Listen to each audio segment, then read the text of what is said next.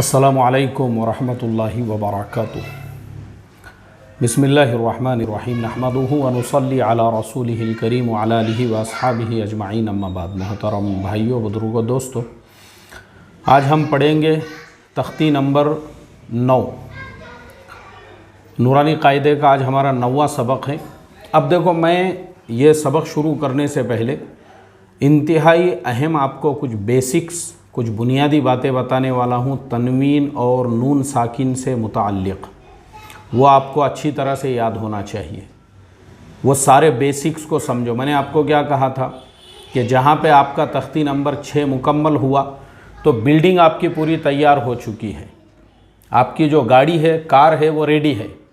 اب یہاں سے آگے کا کہ جتنے بھی اسباق ہیں نا، وہ سب اس بلڈنگ میں رنگ و روغن کرنے کا کام ہے، اس میں ڈیزائن بنانے کا، اس میں اے سی فٹ کرنے کا، اس میں لائٹنگ لگانے کا، اس میں صوفے لگانے کا، اس میں فرنیچر لگانے کا، ایسے ہی کار کے اندر ڈیکوریشن کرنے کا، اس میں اے سی، اس کے اندر دوسرے جتنے بھی آپ کو چیزیں لگانا ہیں۔ اب یہ سب جو کام چل رہا ہے، یہ صرف ڈیکوریشن کا کام ہے۔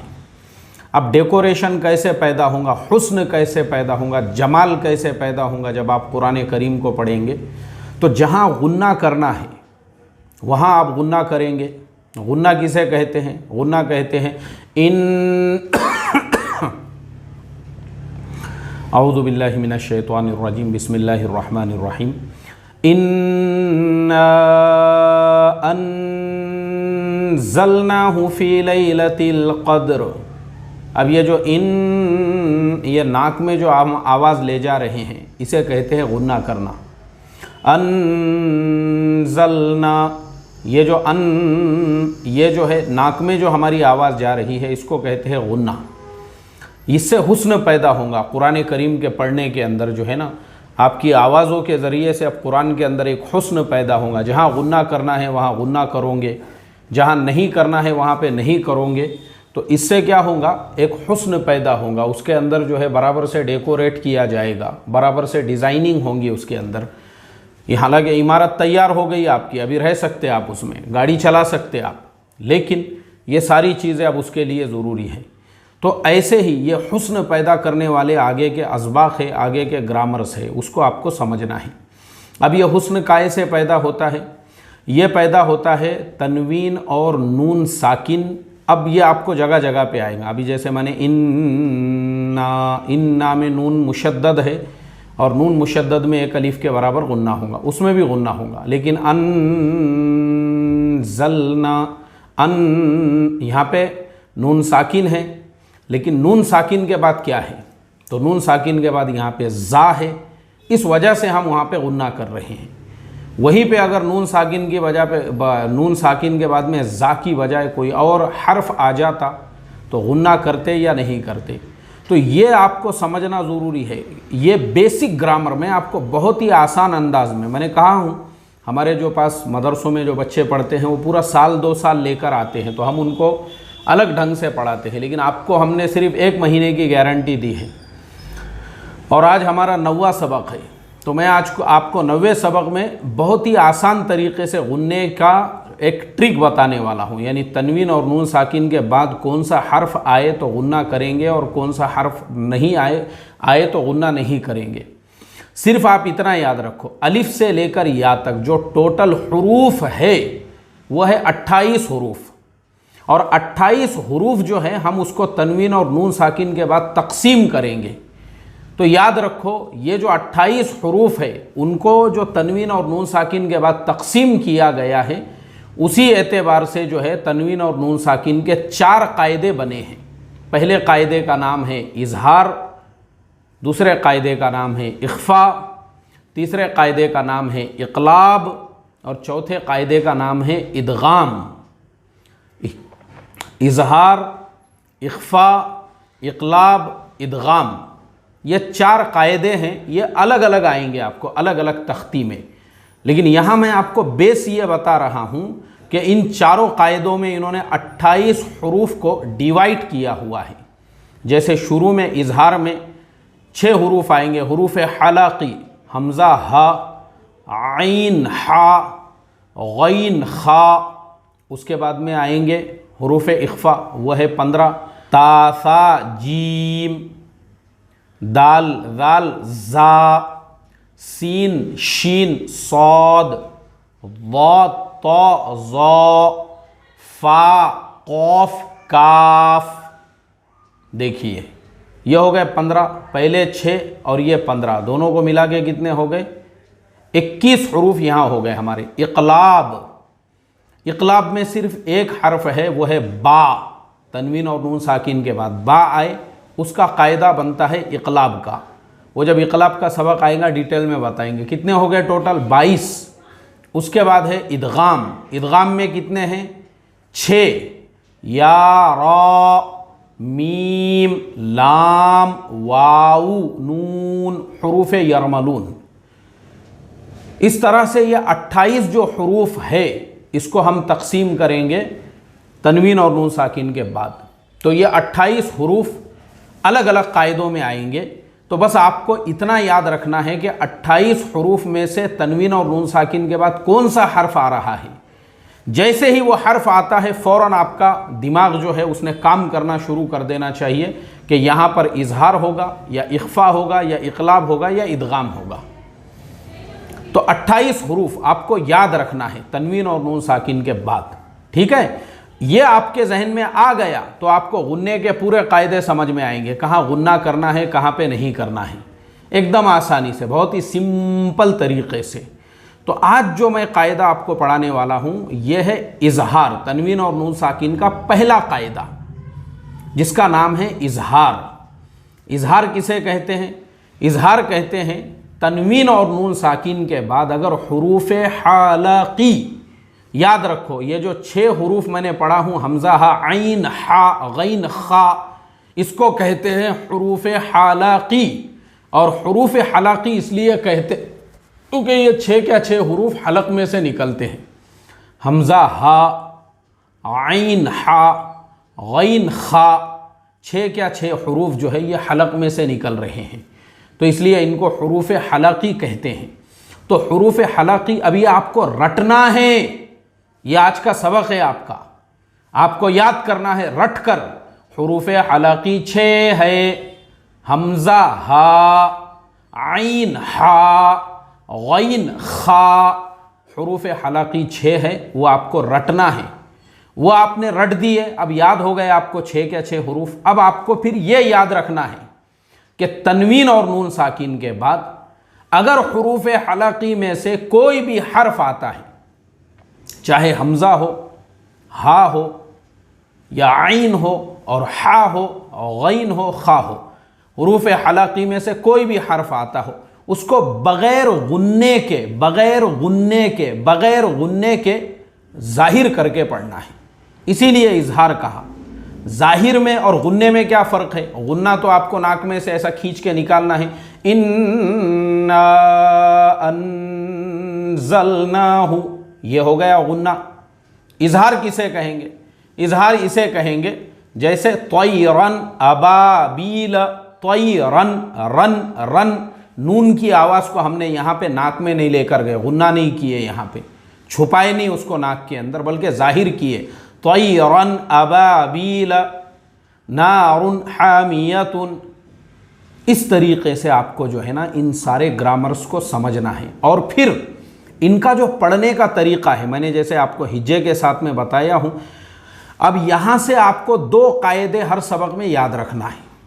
समझ में आ गई बात? अब जो आगे जो बड़े बड़े कायदे आएंगे, अभी जैसे इस सबक की अभी जो हम मश्क शुरू करेंगे, इसमें पहले तो ये याद रखना है कि तनवीन है या नून साकिन है, और तनवीन और नून साकिन के बाद कौन सा हर्फ है, हुरूफ हलकी का अब कौन सा हर्फ है।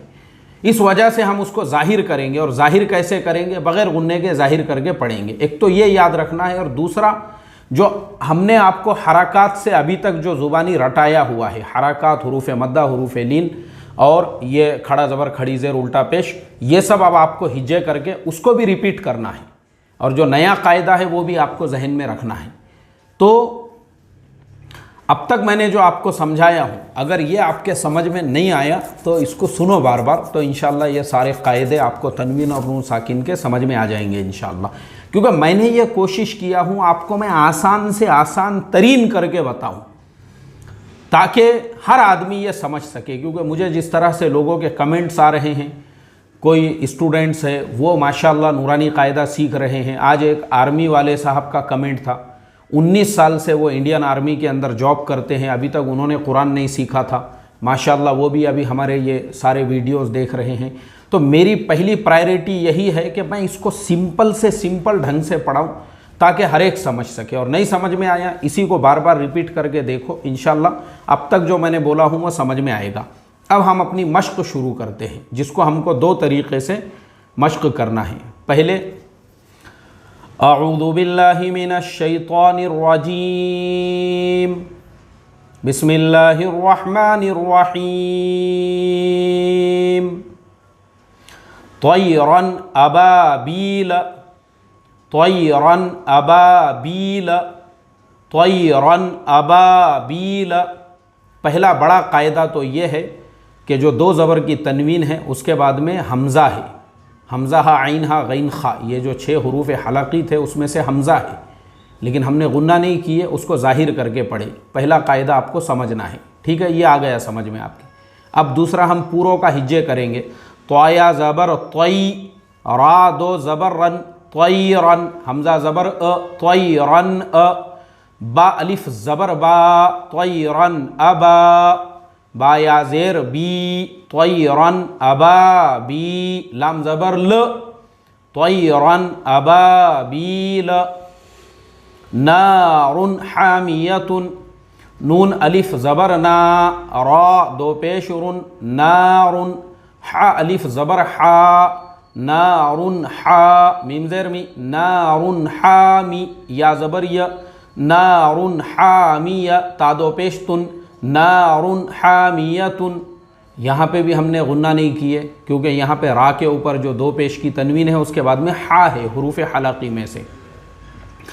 لمن خشیہ، لام زیر لی، میم نون زبر من، لمن، خا زبر خ، لمن خ، شین زیر شی، لمن خشی، یا زبر ی، لمن خشیہ۔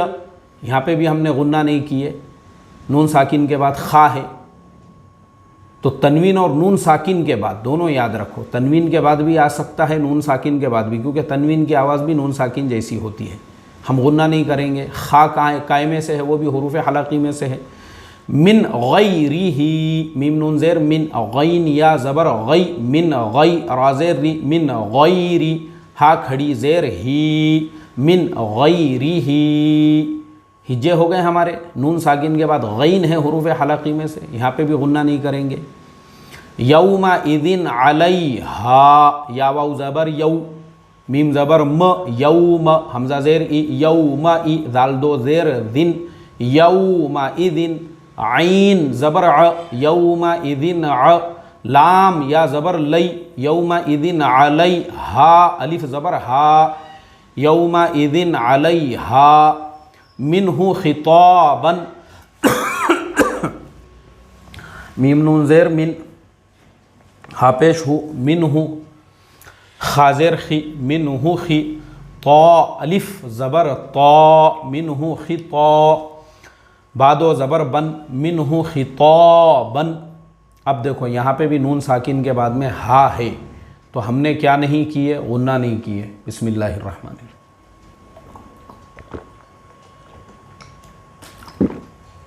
الحمدللہ،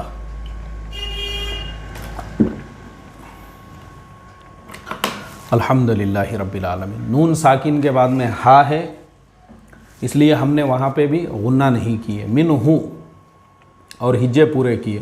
من عین آنیت، من عین آنیت، یہاں پہ 2 مرتبہ اظہار ہوگا اور دونوں کو یاد رکھنا ہے۔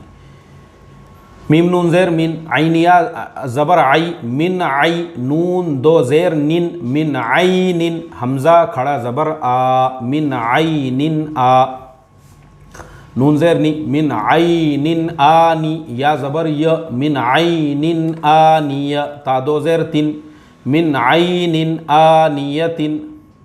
اب دیکھو یہاں پہ 2 مرتبہ اظہار ہو رہا ہے، ایک تو نون ساکن کے بعد میں عین ہے اور دوسرے 2 زیر کی تنوین کے بعد میں حمزہ ہے۔ دونوں جگہ پر آپ کو یہ یاد رکھنا ہے کہ دونوں حروف حلقی میں سے ہے، حروف حلقی میں سے حمزہ ہے، حروف حلقی میں سے عین ہے، اس وجہ سے وہاں پہ بھی کیا نہیں ہوگا، غنہ نہیں ہوگا۔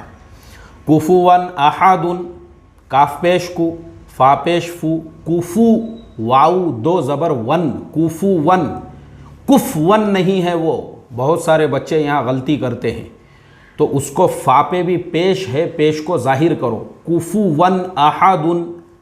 اب یہاں پر حمزہ زبر کفواً ہا زبر ہا، کفواً احا، دال دو پیش دن، کفواً احد۔ اب ون کے بعد جو ہے حمزہ ہے، اس لیے وہاں پہ بھی اظہار ہوگا، اخفا نہیں ہوگا، یعنی غنہ نہیں کریں گے اس میں۔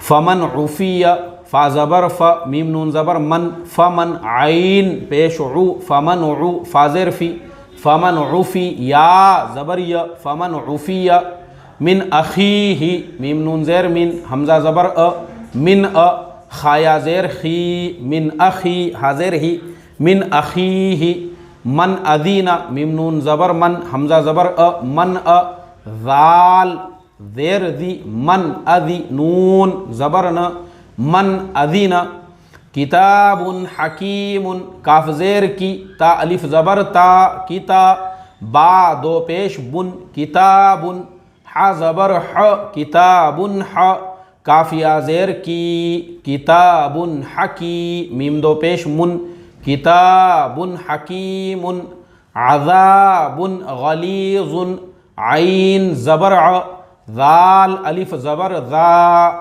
عذا با دو پیش بن، عذاب، غین زبر غ، عذاب غ، لام یا زیر لی، عذاب غلی، ضاد و پیش ظن، عذاب غلیظ، حاسد اذا حسد، حا الف زبر حا، سین زیر سی، حاسی، دال دو زیر دن، حاسد، حمزہ زیر ای، حاسد ای، دال الف زبر دا، حاسد اذا، حا زبر ح، حاسد اذا ح، سین زبر س، حاسد اذا حس، دال زبر د، حاسد اذا حسد۔